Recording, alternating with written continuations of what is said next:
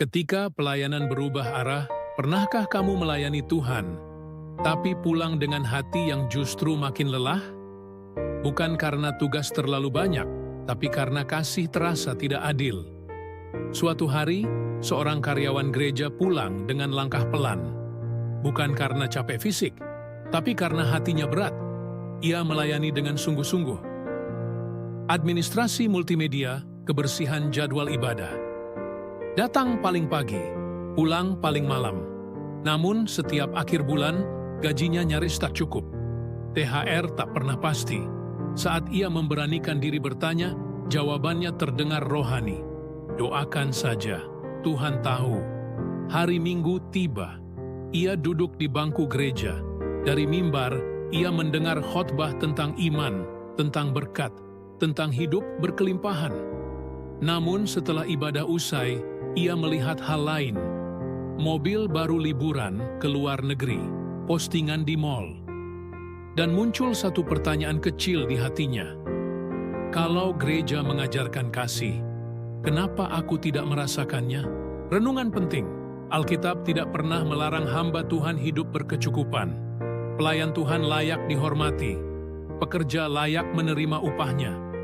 Namun Alkitab juga berkata, gembala yang baik memberikan nyawanya bagi domba-dombanya.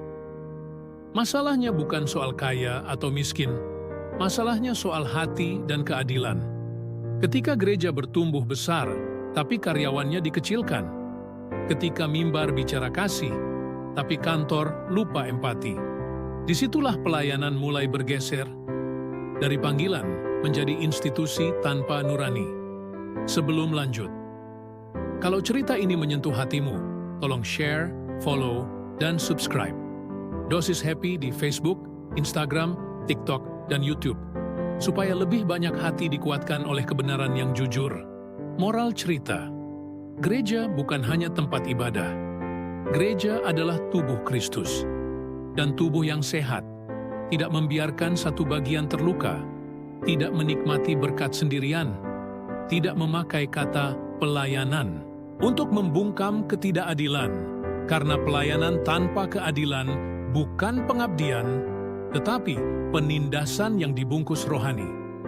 Pelayanan ini kami jalankan secara mandiri dengan doa dan komitmen. Jika Tuhan menggerakkan hatimu untuk mendukung, agar Dosis Happy terus membagikan cerita dan renungan. Info dukungan ada di bio, Yordechukin Fanfin DM. Kalau kamu percaya pelayanan harus punya hati, tulis di